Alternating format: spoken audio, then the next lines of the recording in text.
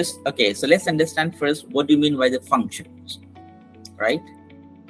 Function, you can say it's a set of some instructions, right? For example, let's say if I write fx equals to 3x, it's kind of function, right? So if you see like a tabular form, if I make a tabular form like this, okay, so let's put it over here x and we'll get fx. We know the function, which is y, equals to 3x over here. So whatever value we'll take over here, let's say 0, 1. So we'll put the 0. If I put the 0, the y will be also 0. If I put the x is 1, so y will be 3. Y will be 3. So you can see the function of y is thrice of the x. So in the function, we have two things, input and output, right?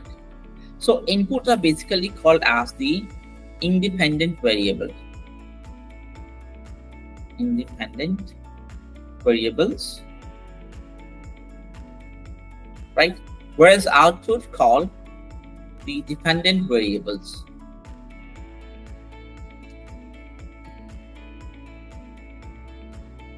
Right. Let's talk about the linear function. We have many types of different functions. One of the linear function is there. Like how are we gonna identify what are the linear function basically?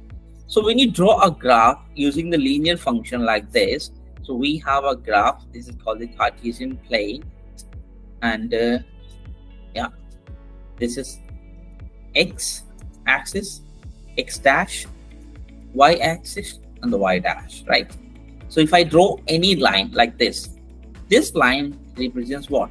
It represents the linear function, because all the linear function draw a straight line always.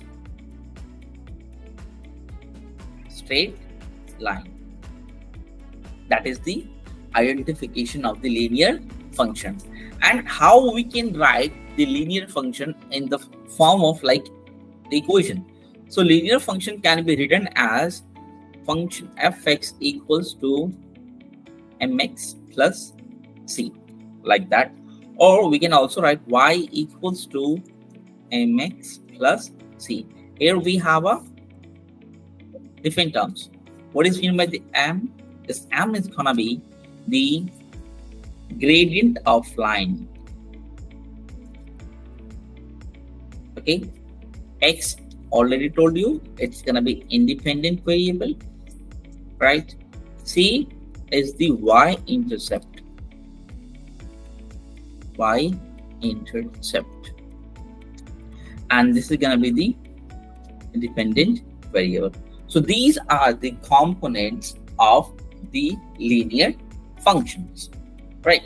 So let me write the equation over here. Let's say y equals to 3x plus 2. This is the equation, right? And when we draw a graph, right? So how we can draw the graph using this information? So it's pretty easy.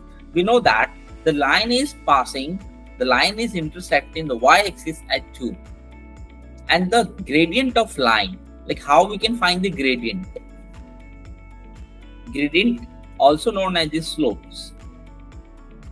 Slopes can we find out the rise over run. Okay, let me get a diagram first. Let me change the background.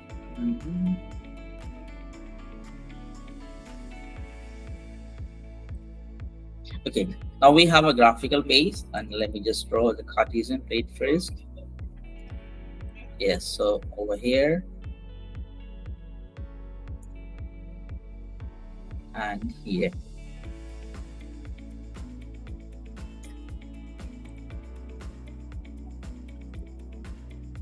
Fine. We know that this is the x-axis, x dash, y-axis, and y dash. right? And let's suppose 1 cube is equals to 1 centimeter, right? And my line is going like this way.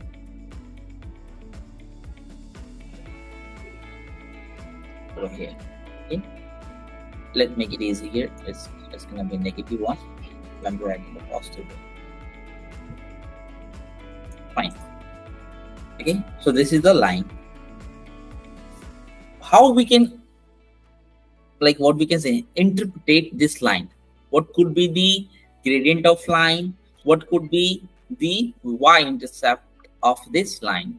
So we know that the line is intersecting the y-axis at this point, isn't it? So this point is known as the y-intercept, which is the C.